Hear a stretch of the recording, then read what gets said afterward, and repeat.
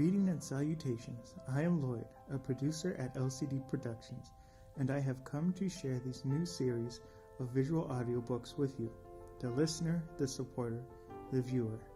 Together we will go on a journey like never before, fly to new heights with Project Aerospace, explore new land and cityscapes with Photations, even change the dimension of time through the power of time-lapse photography from live to tape. We'll even travel beyond the mind's eye into worlds captured and generated through animation from Thumbs United daily animation series.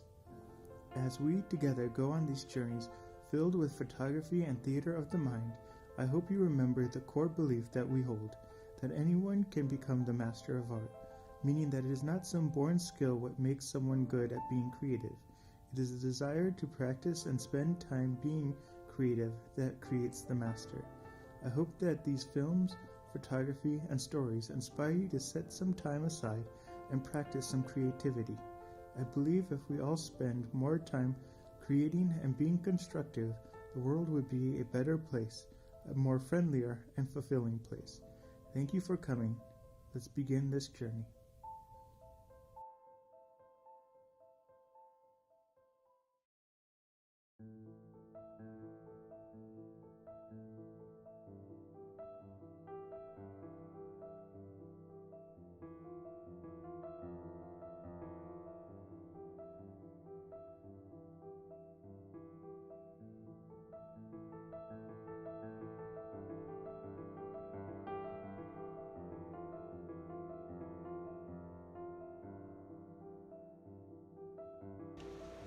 Good day, this is Live to Tape. We're doing our next visual audiobook, Motor Matt's Clue, or The Phantom Auto. This is a new book I found last night. It looked pretty good. I read the first chapter. It's a little difficult because some of the writing is in broken English, but we'll get through it. So here we go. Motor Matt's Clue, or The Phantom Auto. Chapter 1, A Night Mystery.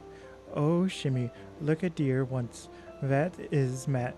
Bree, I feel like I would throw some fit right here on the spot.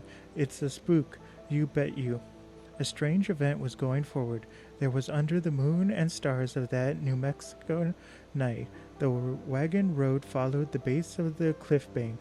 At the outer edge of the road there was a precipitous fall of strength and darkness. A second road entered the first through a narrow gully, a few yards beyond the point where the thoroughness joined an automobile was halted, its twin acetylene lamps gleaming like the eyes of some fabled monster in the semi-gloom. Two boys were in the front seat of the automobile, and one of them had leaned over and gripped the arm of the lad who had his hand on the steering wheel. His eyes of two in the car were staring ahead. What the boys saw was sufficiently startling in all truth. Out of the gully, directed in advance of them, had rolled a white automobile, springing ghost-like out of the darkness as it came under the glare of the acetylene lights. The white car was a runabout, with two seats in front and an abnormally high deck behind. It carried no lamps, moved with weird silence, and strangest of all, there was no one in either seat. Yet with no hand on the steering wheel, the white car made the dangerous turn out of the gully into the main road with the utmost ease, and was now continuing on between the foot of the cliff and the brink of the chasm with a steadiness that was, well, almost hair-raising. Motor Matt, who had been piloting the red flyer slowly and carefully along that dangerous course, had cut off the power and thrown on the brake the instant the white car leaped into sight. As he gazed at the receding auto and noticed the conditions under which it was moving, a gasp escaped his lips. "That beats anything I ever heard of, Carl," he muttered. "It's was ship pubble," clamored Carl Pritzel. "I don't like it. Methinks, turn around or pack up, or do something else to get out of here. Ship is paid and business, and should it happen, don't make no odds about der difference. Get away, Matt, under away By George, I've vast worked up, I can tell. Carl released Matt's arm, pulled a big red handkerchief out of his pocket, and wiped the perspiration from his face. He was having a chill and perspiring at the same time, and his mop of tow-like hair was to stand on end.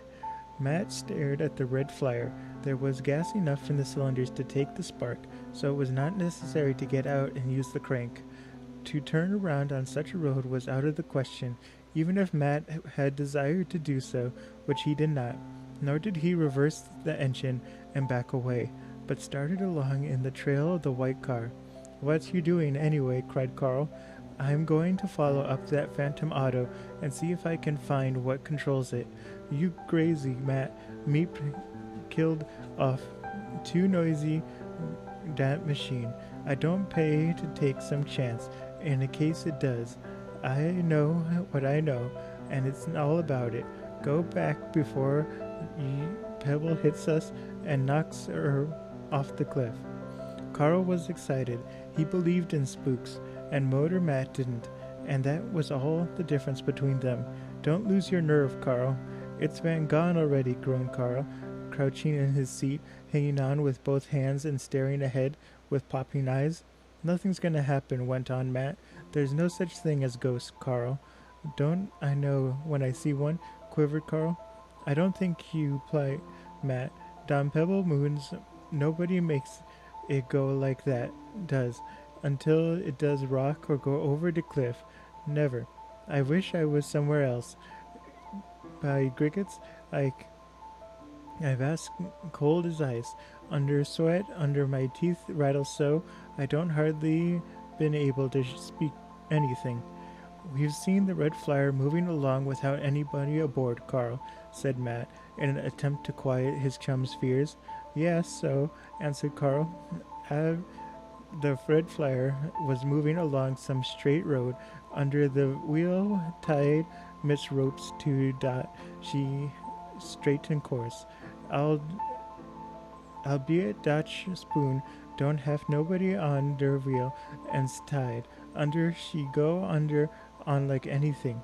I've been a good and dead Dutchman, I know I." While the boys were arguing matters, the red flyer was trailing the phantom auto. The white machine, still controlled in some mysterious manner, glided safely along the treacherous trail. It was beyond the glow of the acetylene lights, but the moonlight brought it out of the gloom like a white blur. In advance of a runabout, Matt saw a place where the road curved round the face of the cliff. The phantom auto melted around the curve. Hardly had it vanished when the loud yell was wafted back to the ears of the boys. Carly nearly jumped out of his seat, and a frightened whoop escaped his lips. "Ah, Lieber," he wailed. "Vas goners, Matt, vas goners. I can't think of nothing even brayer. What's that? I bed you, it's all this truffle getting ready to chump us off. Whoosh, I never had some feeling like this." "Don't be foolish, Carl," said Matt. "There was no spook back of that yell, but real flesh and blood. Keep a stiff upper lip, and we'll find out all about it." Just then the red flyer rounded the turn. A long straightaway course lay ahead of the boys, lighted brightly by lamps, and farther on by the moon and stars, but the phantom auto had vanished. Matt was astounded, and brought the red flyer to a halt at once. With a high wall of rock on one side of the road and an abyss on the other, there could be a white car. Where could the white car have gone? "Ah, chimney," clattered Carl. "Proof under she's gone." The puddles snuffed out, and such melted into the moonbeams. This was a hoodoo pritz, all right. "Veer double-cross pretty soon. I beg something for nothing. But that yell, der truffle makes him. I don't last nodding der Schupfeller say any spook language. Ah, I gid you portly curvic. I wish I had wings so I could fly away, Miss Minself." Matt got down from the car and started to walk forward. Carl let off a yell and scrambled after him. "Don't leave me, Matt. I've got to be somebody scooch a time. Mystery loaf's company, mystery vat I need. Come on then, laughed Matt. Where you go, hey? I'm going to see if I can discover what became of that car. It went up on the mountain, averted Carl earnestly. You can look under all the it will do. Take it from me, Matt. Take it from me. Ahoy there! The words seemed to come from nowhere, or rather from everywhere, which was equivalent to the same thing. Carl gave a roar and tried to push himself into the face of the cliff. Vat tell you, hey? He groaned. There it was again. Matt more under voice, the otter dime. Right here is the kick, some pockets. I, leader Carl Pretzel, under motor, Matt King, will be wiped out like a sponge mitt slate. Keep still, Carl called Matt. There's no ghost back of that voice. Listen a minute. Turning in the road, Matt lifted his head. Hello, he called. Hello yourself, came the muffled but distinct response. The voice seemed to float out of the blackness of the chasm, and Matt stepped closer to the edge. Who are you? He asked. My name is Mud. Mud, if you don't man a line, ain't give me a boost out all of this. Where are you? Down the wall, hanging like a lizard to a piece of scrub. Can't you tell by my talk where I am? From the looks, I'm about a fathom down, but I'll be all the way down if you don't get a move. Shake yourself together, mate, and be lively. Carl's fear at this conversation proceeded was gradually lost in curiosity. The voice from over the brink had a very human ring to it, and the Dutch boy was beginning to feel easier in his mind. Get me the rope out of the tonnet, Carl called Matt. Hurry up. Bully came from below, the person on the wall evidently hearing Matt's order to Carl.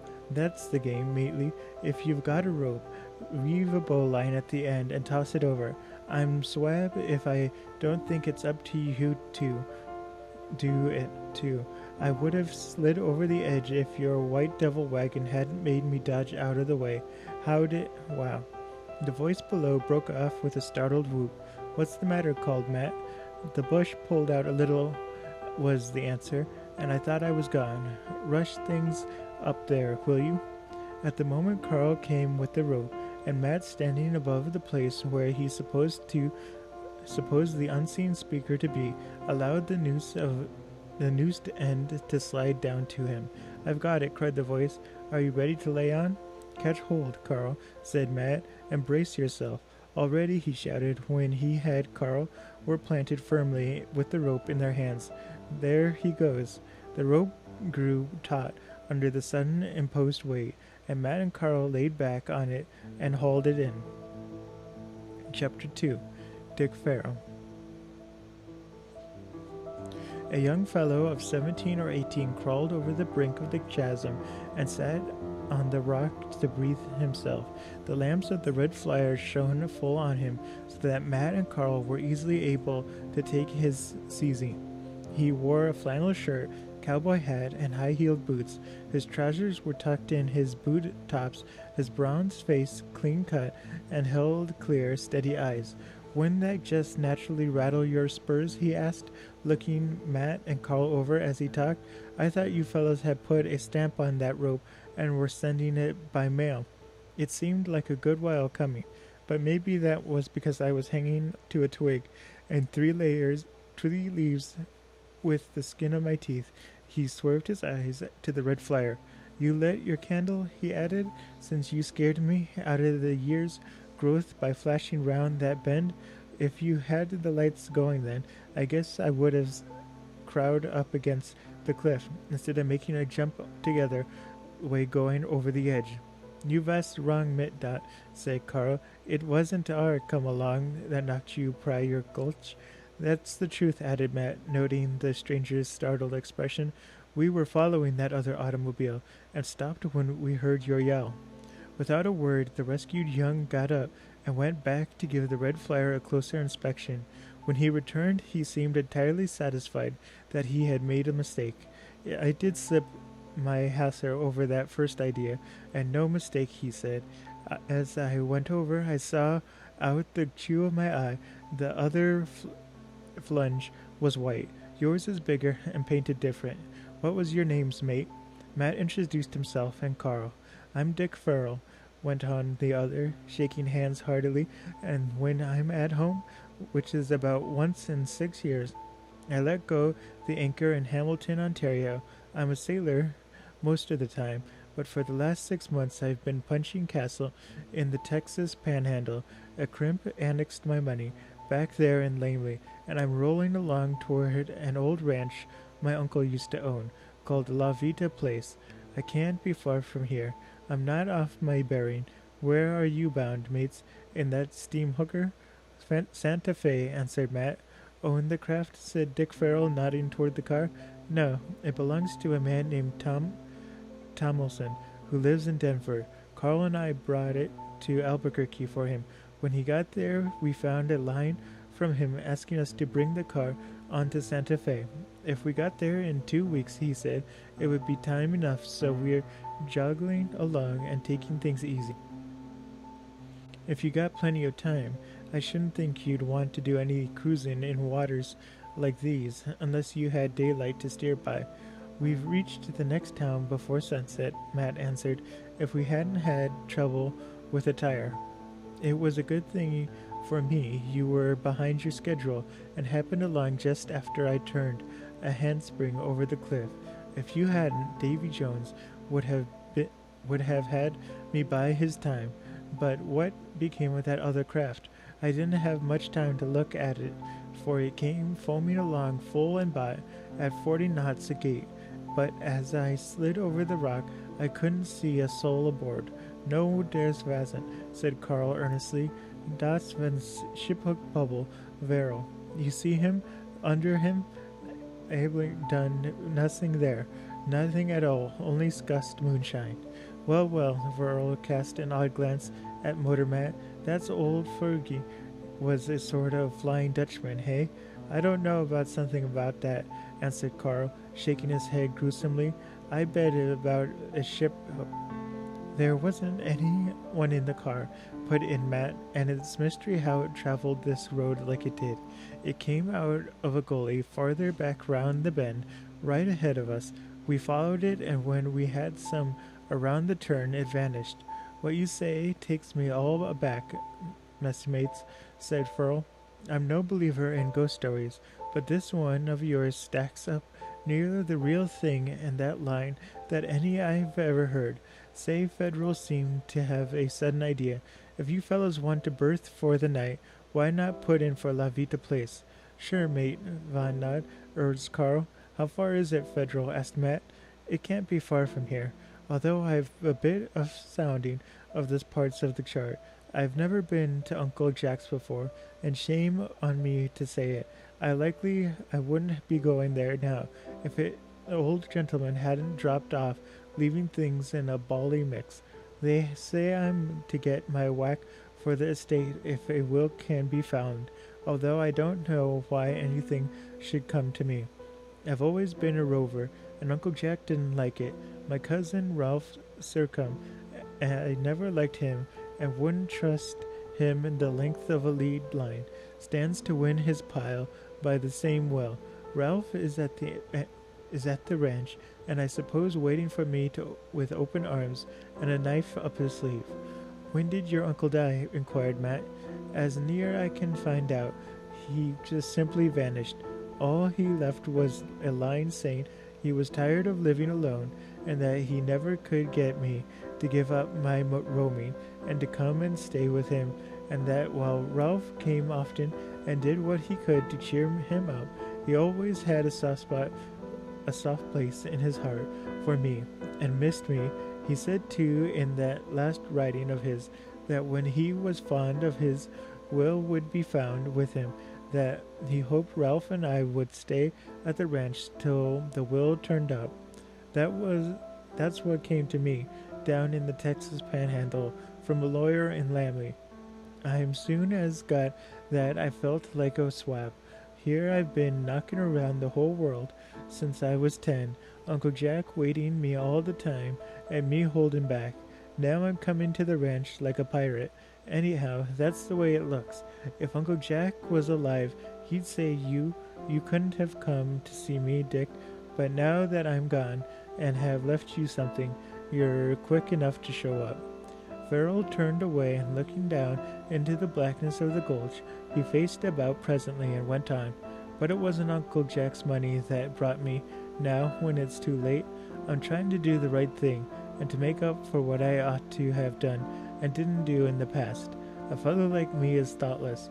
He never understands where he's failed in his duty, till a blow like this brings it home to him. And the only relative Ralph and I had left, I've searched, acted like a misbemandered Southern. When I went to sea, I shipped from Halifax on the Brimley Ruffin, and called her, although she's down on the Navy list of the Belleromphe. From there I've transferred to the South African station, and transferring went on, till my time was out, and I found myself down in British Honduras.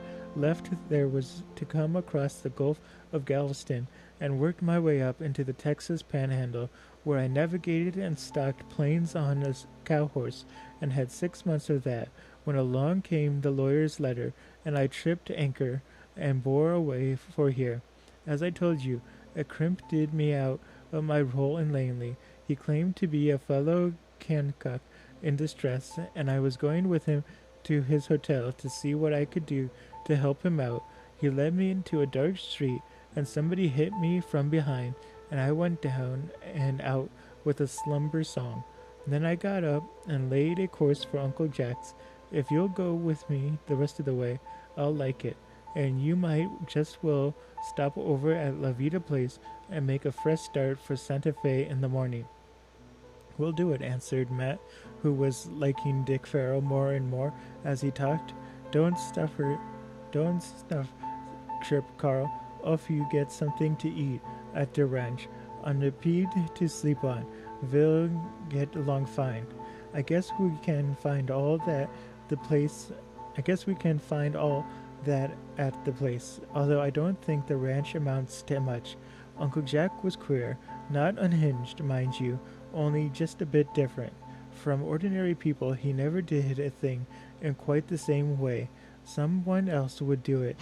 When he left England a dozen years ago, he stopped with us a while in Hamilton, and then came on here and bought an old Mexican casa. He wanted to get away from folks, he said, but I guess he got tired of it. If he hasn't, he would have been so dead set on having me with him after my parents died.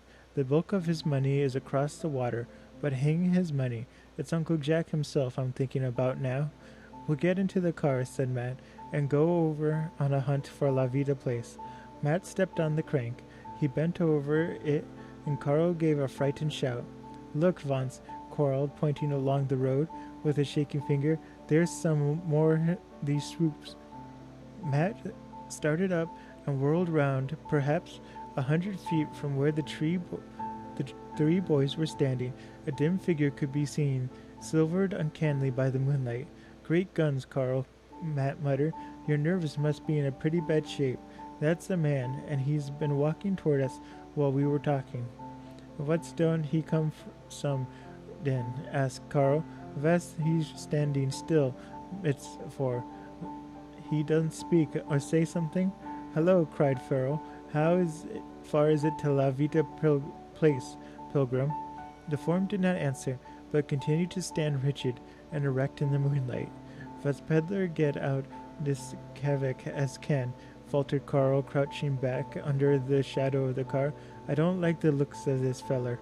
"Let's get closer to him," Farrell suggested Matt, starting along the road at a run. "It's main queer the way he's acting, and no mistake," muttered Farrell, starting after Matt. Matt was about halfway to the motionless figure when it melted slowly into the black shadow of the cliff. On reaching the place where the figure stood, it was nowhere to be seen. "What do you think of that, Farrell?" Matt asked in bewilderment. Farrell did not reply. His eyes were bright and staring, and he leaned against the rock wall and drew a dazed hand across his brows. Chapter 3. La Vida Place. "I'm all a who, and that's the truth of it," muttered Farrell. "This is the greatest place for seeing things and then losing track of 'em. that I've ever got into. There was certainly a man standing right there where you are, wasn't there? That was the way it looked to me, answered Matt. It can't be that we were all fooled. Imagination might have played knob with one of us, but it couldn't with all three.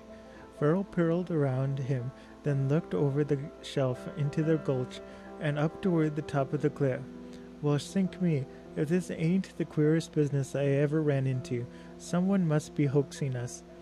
Why should anyone do that? Asked Matt. What have they got to gain by such a foolishness? I'm over my head. There's no use staying here, though, overhauling our jaw tackle. Let's get on the ranch. That's the ticket.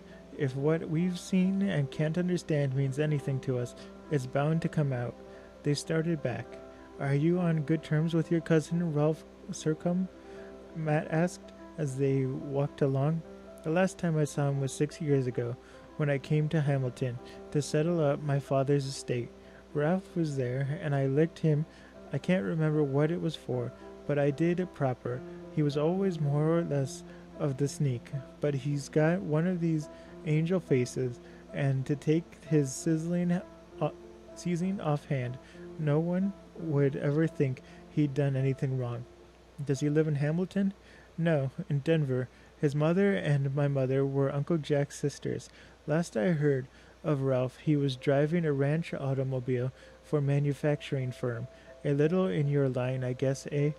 By that time, the two boys had got back to the machine. Carl was up in front, imagining all sorts of things. I've been hearing funny noises, he remarked as Matt turned over the engine and got up in the driver's seat. Under keep cabin. Don't go on. Pack go back. Must like that. I think maybe peddler go back. We can't go back, Carl, returned Matt, starting the machine as soon as Federal had climbed into the tonnet. We couldn't turn around in this road, even if we wanted to. Well, hurry up and underway from this spooky place. De Kivin vas do it. De pedal of vas. I've got some feeling down there. The trouble ahead. Don't spook spew in the nodding. Come up. Eh? The man vanished mysteriously. That's the size of it. It was daylight. We might be able to figure out how he got away so suddenly. Under Motor Matt's skillful guidance, the red flyer ran purring over the dangerous road. Half a mile brought the car and its passengers to the end of the cliff and the chasm as they whirled out into level country, covered with brush and trees. There's a light ahead, mates, announced Federal, leaning over the back of the front seat and pointing. It's on the port side, too, and that degree with the instructions I've got leaving Lammy. That's La Vida Place, all right. Enough, and Ralph's at home, if that light is any indication. Owing to the fact that the house was almost screened from the road by trees and bushes, it was impossible for the boys to see much of it. The single light winked at them through the gap in the tree branches, and was evidently shining from an upstairs window. While you're routing out your cousin and telling him he has company for the night, Farrell, said Matt, turning up from the road, Carl and I will look for a place to leave the car. Aye, pard, assented Farrell, jumping out. There must be a barn or something, I should think. Go around toward the back of the house. There was a blind road leading through the dark grove toward the rear of the place. The car's lamp shot a gleam ahead, and Matt pushed onward carefully. When he and Carl came opposite the side of the house, they heard voices somewhere within the building, talking loudly. They could not distinguish what was said, as the intervening wall of the building smothered the words. But don't like the only company they had tonight, Matt, remarked Carl in a tone of huge relief. Feels good to be so close by so many real people after the spooky business.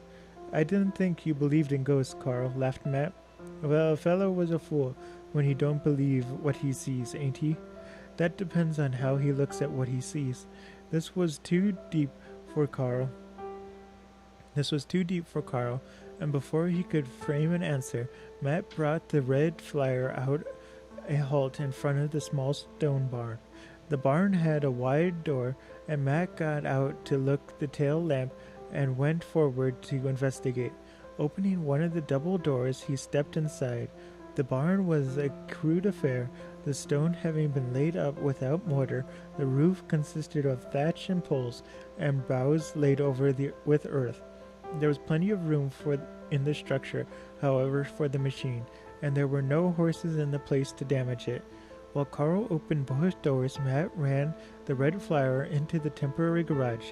Just as they had closed the doors and were about to start for the house, Farrell ran up to them out of darkness. "Here I go," exclaimed. "I pounded on the front door till I was blue in the face, and no one showed up." "There's someone in the house, all right," declared Matt. "Carl and I heard them." Sure enough, stuck in Carl. So bland as anything. Under a light, Farrell, all see a light. "Well, there's no noise inside the house now, and no light under either," replied the perplexed Farrell. "What sort of blooming place is it?" As soon as I began pounding on the door, the voices died out and the light vanished from the window. "Are you positive this is La Vida Place?" asked Matt, with a sudden thought that they might have made a mistake. Farrell himself had said that he never had been to a ranch before, and it was very possible that he had gone wrong in following the directions. "Call me a lure if I ain't," answered Farrell decidedly. "Come around the front, and I'll show you." Together the three boys made their way through the gloomy grove, turned the corner of the building, and brought up the front door. The house continued dark and silent. Farrell scratched and matched and held the flickered taper at his arm's length over his head. "Look at the printing above the door," he said. There, plainly enough, were the rudely painted words, "La Vida Place." "We're taking our scope of cable this far, all right," observed Farrell, dropping the match and laying a hand on the doorknob. "And I guess I've got as good a right in Uncle Jack's house as anybody. Open up, I say," he shouted, and shook the door vigorously. No one answered. Not a sound could be heard inside the building. Matt stepped back and ran his eye over the gloomy outline of the structure. It was a 2-story adobe, with windows small and deeply set in thick walls. The windows through which the light had been seen was now as dark as the others. This was puzzling as any of the other events of the night, but it would be explained those inside were not in mood to receive callers. But even if that was the case, why could not someone come to the door and say so? "I'm going to get in," said Farrell decidedly, stepping back as he would kick the door open. "Wait a minute," suggested Matt, "and let's see if the kitchen door isn't unlocked." "It isn't. I've tried." "How about the windows?" "The lower ones are all fastened." "Then I'll try one of the upper ones." There was a tree close to the corner of the house, with a branch swinging close to the window, through which the boys had seen the light. Watched by Federal and Carl, Matt climbed the tree and made his way carefully out of the long branch. When the opposite the window, he was able to step one foot on the deep sill and balance himself while lifting the latch. "It's unlocked," he called softly. "I'll get inside and open the door." "There's no telling what you'll find inside there," Farrell called back. "We'll all climb up and get in at the window, then look through the house together." Carl was beginning to have spooky feeling again. Not wanting to be left alone by the front door, he insisted on being the next one to climb the tree. Matt, who had got into the house, reached out and gave his Dutch chum a helping hand. When Farrell came, they both gave him a lift, and all three were presently inside the upstairs room. "There's been somebody here, and not so very long ago," said Matt.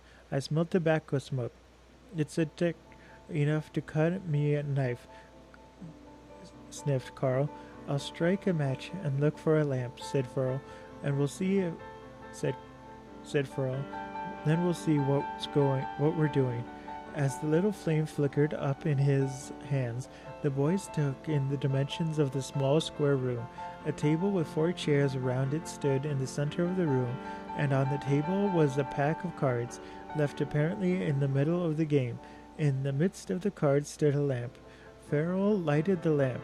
4 people were here, and he picking up the lamp, and it was easy guess what they can't be far away. "We'll cruise around a little and see what we can find." Opening the door that led out of the room, Farrell stepped into the hall. Just as he did so, a sharp, incisive report echoed through the house. A crash of glass followed, and Farrell was blotted out into darkness. Well, that was our first part of the Motor Matt's Clue of the Phantom Auto. Tomorrow I'll be streaming sometime between 9 and 11 p.m. The next part of this visual audiobook. I want to thank everyone for coming out. I'll see everyone tomorrow. Bye-bye.